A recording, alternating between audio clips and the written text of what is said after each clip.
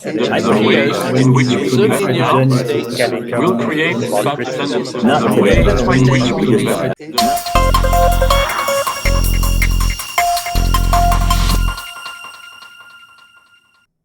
Hello and welcome. I'm Arnes Biogradlia and I'm your host for today. In today's interview, my guest is Colin Armstrong, President and CEO of HTEC, recently celebrated as the Hydrogen Leader of the Year at the Canadian Hydrogen Convention Awards. With a remarkable career spanning over 3 decades in the hydrogen industry, Armstrong has been instrumental in spearheading Canada's shift towards sustainable energy, including the launch of the nation's first hydrogen fueling station. Colin, welcome. Thank you. Pleased to be here. Looking forward to the discussion. How does it feel to be a hydrogen leader of the year? I was surprised. I didn't think I was going to win that, but it feels good. I think it's certainly useful to celebrate this type of award. There's for one, there's a lot of young people. It was great to share the stage with some university students, and I think it really helps. Probably most on the younger side of things, but even in employees, there's it's a bumpy field as we'll talk about, and I think it is important to just recognize those of us that have been at it a long time and believe strongly that it has a role to play. So it felt pretty good. It was fun to go up on stage and share a few stories of the beginnings of my involvement in hydrogen. It's a big acknowledgement. What are you the most proud of in your career? I guess really just the last couple of years of building HTEC. We had a vision for quite some time that there was a real need and opportunity in the hydrogen sector, and managed to pull together quite a few excellent team members and a good solid team, as well as some strong industry partners and government. So it's really, I guess, the combination, and I think we have a great company at HTEC, and we all feel like we're lending our talents to decarbonizing, in particular, the transportation sector, which is our main focus. Where do you see the biggest opportunities for hydrogen in Canada's transportation sector? Yeah, that's a good question. I think there's a lot of people trying to answer that. So when you talk, or when we think about opportunity, there's the opportunity to decarbonize, and then there's obviously the opportunity for a company, or our company, and we think about both. So in our world, we think about largely cars, buses, and trucks. So the car product is probably the most mature, right, in the sense that there's been tens of thousands of those made by Toyota and Hyundai and Honda. BMW is getting into it. So we still see that opportunity. I drive a fuel cell vehicle. So when you count things, we'll probably be fueling more light duty vehicles. But when you look at volumes of hydrogen and stations, heavy duty will be less vehicles, less stations, but higher volumes. So they're kind of supporting each other. The light duty is really bringing down the cost of a lot of elements as we need to engage a broader audience. It's a great pathway for helping people understand hydrogen fueled cell and hydrogen fueled transportation. So we see a lot of opportunity there in that, I guess, broader engagement. We see a lot of opportunity in the heavy duty world to bring down that cost of hydrogen as volume goes up. So buses are kind of a little bit of a hybrid. They're a very mature product as well. They are, you can buy one up from, say, New Flyer with a guarantee, and transit agencies are knowing what they're getting. So now it's the figuring out the hydrogen supply. So buses, I think, in transit do have a role to play in providing groups like ourselves those type of contracts to help have a solid long-term business plan, and that's going to translate into the heavy-duty world. Because if you think about the heavy-duty world, it's certainly a little more open than, say, the transit world, which is pros and cons, right? You don't necessarily have groups that give long-term fuel off takes as much as you would in a transit world.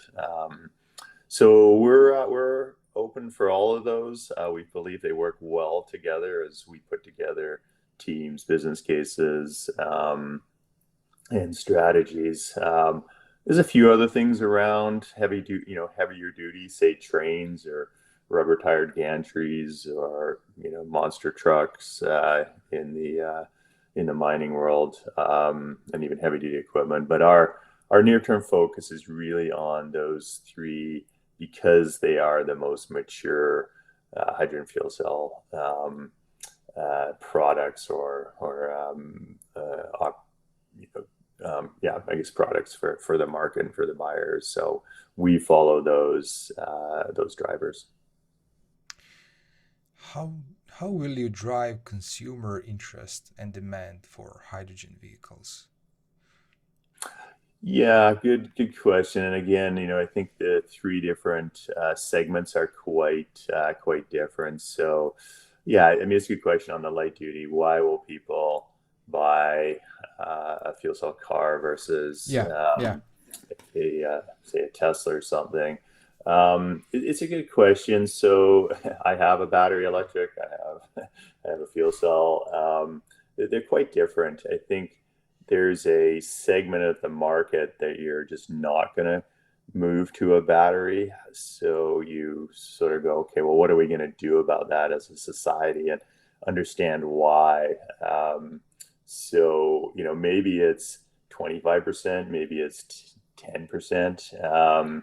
So those numbers to us are very material. They may not be to Shells of the world. But I think, they're nice cars to drive. They are electric, so it's the same as a battery. It's just, if you can't plug in at home or plug in at work, there's definitely a hurdle to the battery electric side, which I'm a complete supporter of. That where you can and it makes sense, the battery makes a lot of sense. The grid supply side of it, that's obviously there's going to be challenges that the hydrogen can support in certain areas, and but going back to your consumer adoption, we have to get a robust fueling network, and I think those are going to happen in nucleuses.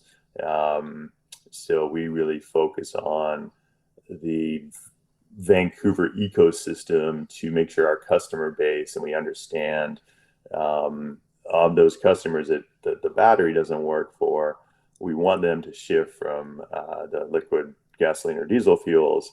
What do we need to do? Understanding drive patterns. We want perhaps those that are doing higher mileage, don't have the charging, or simply just want to do the battery electric for whatever reason doesn't work for them. So those products, I think, have to come. They're they are being well developed. BMW, Honda announced a CRV, which is fascinating, their strategy with some plug-in ability.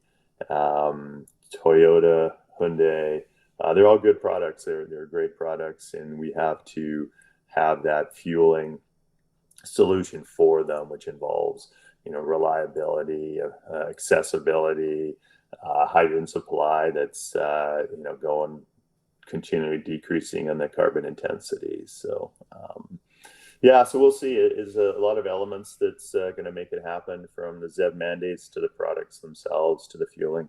And it's still very much an active part of the conversation. Yeah.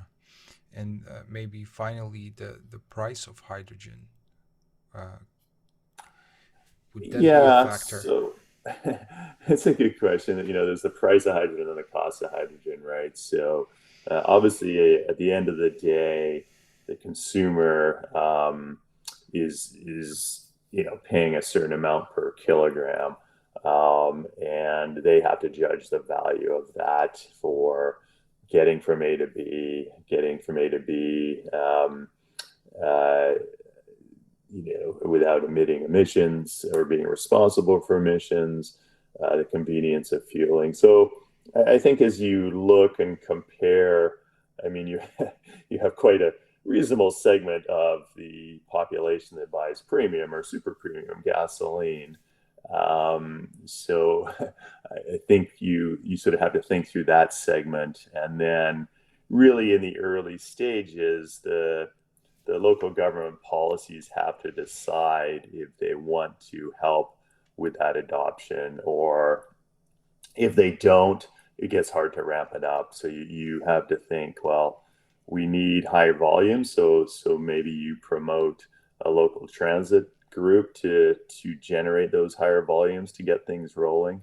But ultimately, as volumes increase, and this is also volumes of stations, right? We spend a lot of time and cost a lot of money to work with municipalities to get the stations permitted and in on time, and that just drives the cost up of the hydrogen. So the governments in local areas, if it's not part of their strategy, it's likely not going to happen, because you will ultimately have hydrogen too expensive.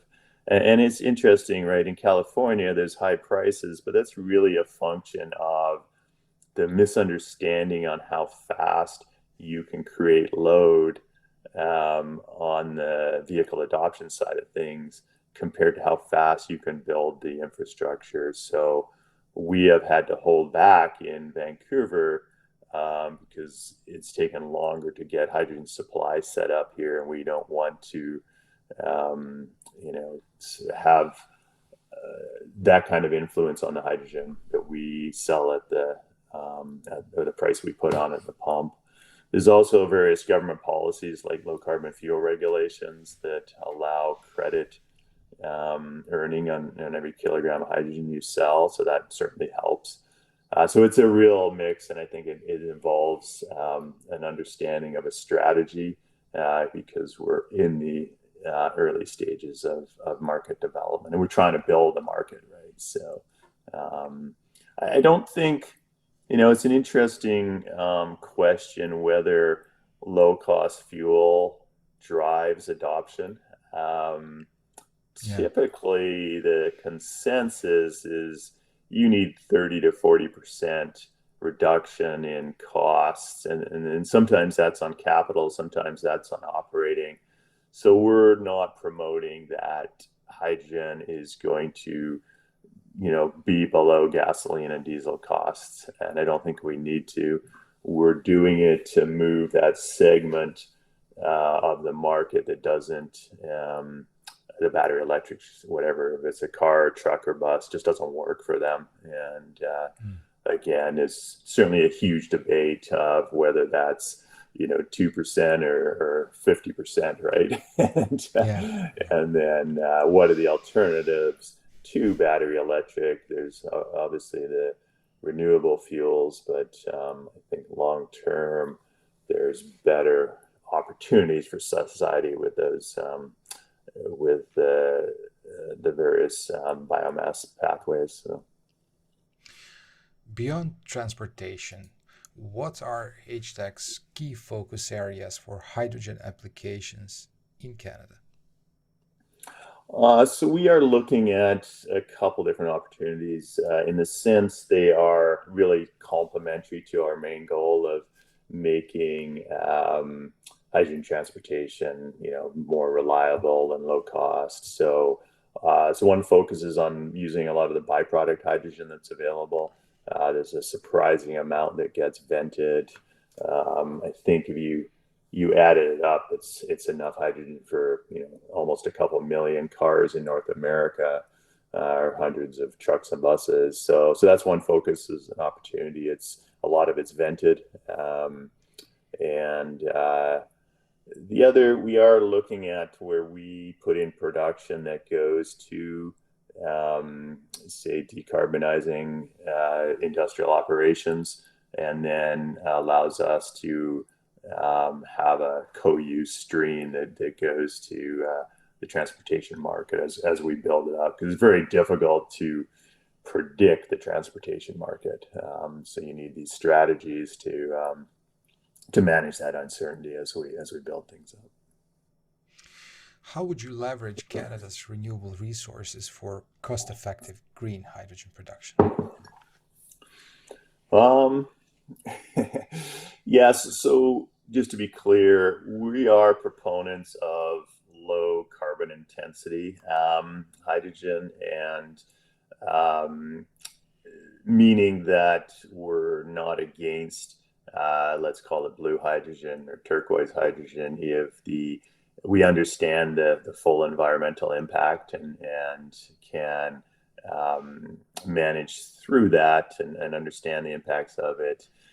So there's obviously a lot of natural gas resources across the country here, that new technologies such as pyrolysis are growing in technology maturity and allowing us to understand that equation. So I think there's that opportunity. There's obviously the whole solar and wind as that price comes down, or there's growing curtailment. I guess you are looking for opportunities to use that extra, and hydrogen is potentially there. So we do believe in, Canada's obviously a lot of solar and wind potential. It's a lot of biomass potential. So we're keeping on top of those as those technologies do mature, because as you think about financing of infrastructure, it, new technology unfortunately adds a risk, and again comes back to the desire to use those resources and think through how the government policies can drive those into the market, and if they want to or not. So so I think as you go across the country, there's obviously the strategy for domestic use or strategy for export, and using hydrogen derivatives such as ammonia is active. We're not involved in that. I say we're strictly look for ways to service the growing transportation market. How would you address concerns about the cost and speed of hydrogen infrastructure development in Canada? Yeah, we're addressing that concern on a daily basis. So we need to drive the cost down, and there's the learning curves, right? And I can't exactly hire engineers that have done exactly what we're doing. So we do a lot of training. There is the whole supply chain. So we're working on, it's a global supply chain for just about every piece of equipment.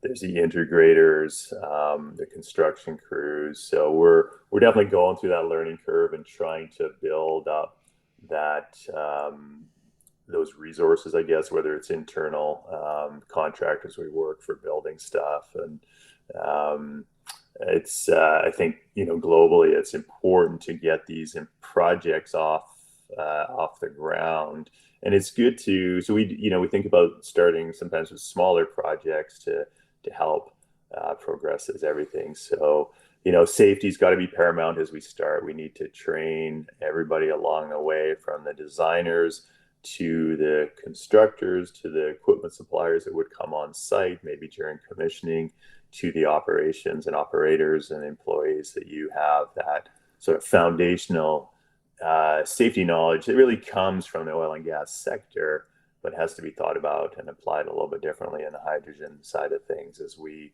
take hydrogen sort of from behind people's fences to the public world. We have to educate the authorities having jurisdiction to not, suck so much of our time and effort just because they don't know about it. So we take on a lot of that effort of educating. Educating, if you think about it from equipment supply, there's that approval of that equipment.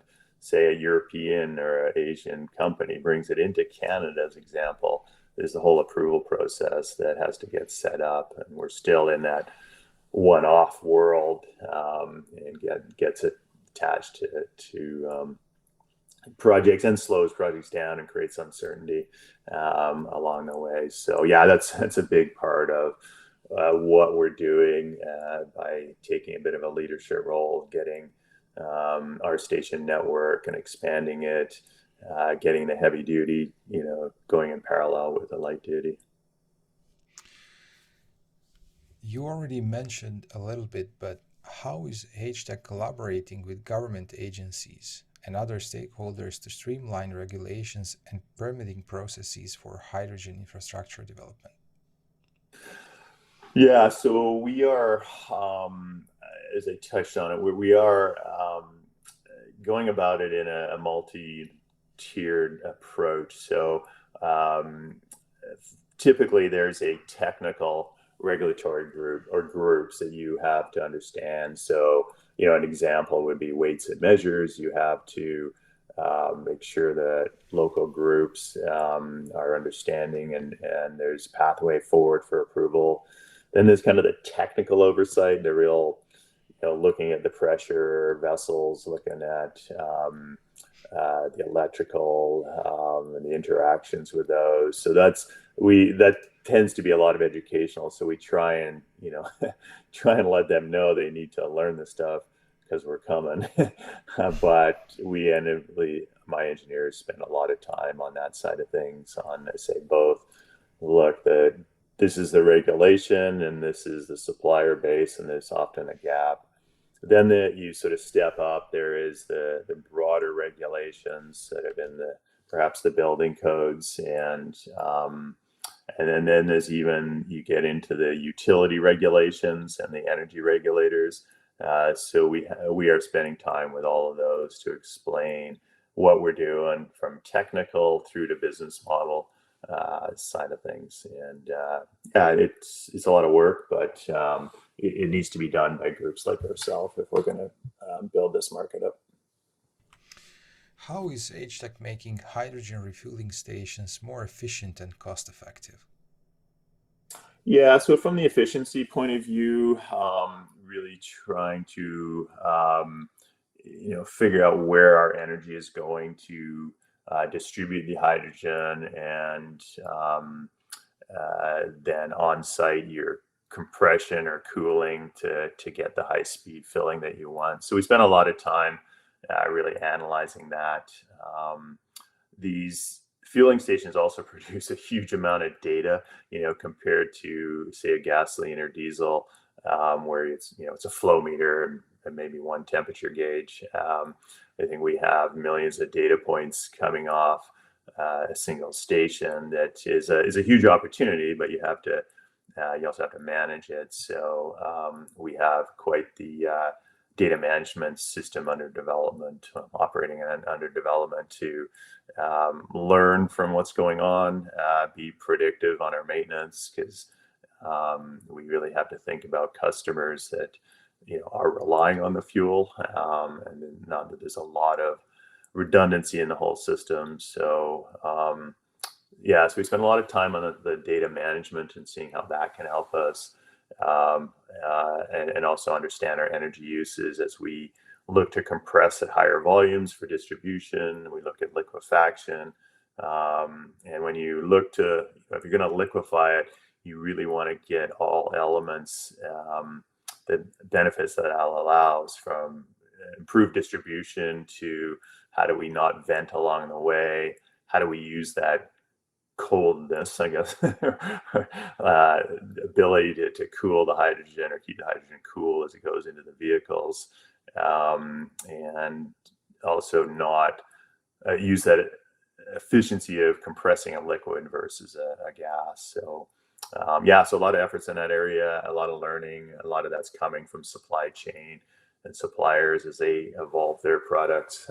So a significant amount of communication between all the groups is very key, and we're doing a lot of that.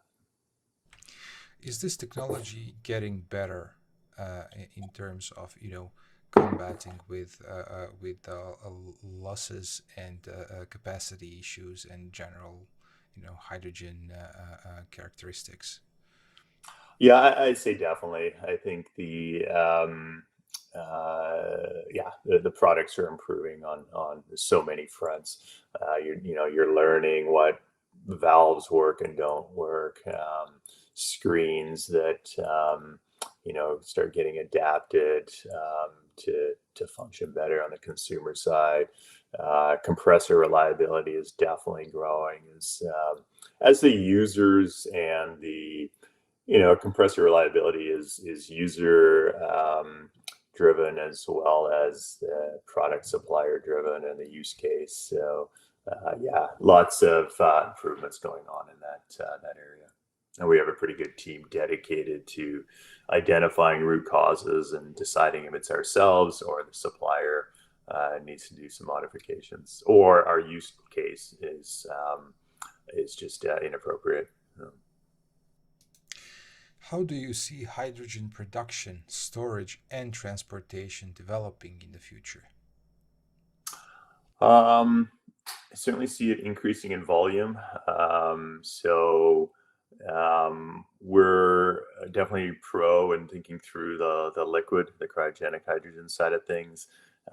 If you think about the ability of backing up hydrogen supplies in different areas, you have to think about liquid. Liquid hydrogen is shipped, I'm not sure most audiences here is in miles or kilometers, but thousands of both, I guess, in it. It's not ideal to sort of ship it over 1,000 kilometers or miles, but it certainly can be done. So if we're down in, say, Vancouver, we can work with groups, as far as California, even Ontario, to support us for a couple of weeks, right? So there's a lot of thinking about the redundancy and the opportunities there. There's a lot of local opportunities. Some stations you can generate it on site. Electrolysis is sort of the most viable now because it's less of a chemical plant. But I believe some of the other technologies coming along will also provide that opportunity where you're not necessarily putting a chemical engineer on site to do some of the, say, truck stations. I think light duty, is gotta be liquid or gaseous for quite some time. But big trucking or bus, you have more space, you have more controlled atmosphere to maybe look at this liquid organic hydrogen carriers that are emerging. As I say, there's the pyrolysis side of things. There's quite a suite of opportunities where you might do on site. It's no secret, the less you move hydrogen, the better. That is a lot of thinking going into that and a lot of learning. Lastly, where do you see HTEC in 10 years? Good question. We talk about it a lot.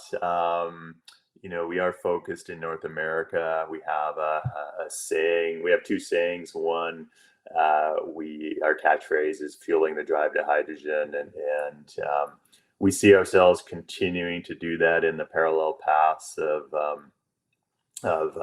educating people so that people can use hydrogen and we fuel that momentum. We hopefully transition to providing more fuel than momentum, but we do envision ourselves as a Canadian leader providing that fuel from and opportunities from coast to coast to coast, and working on that on a daily basis, and hoping we can help decarbonize a lot of the transportation in North America, ourselves or indirectly. Colin, thank you for being my guest today. No problem.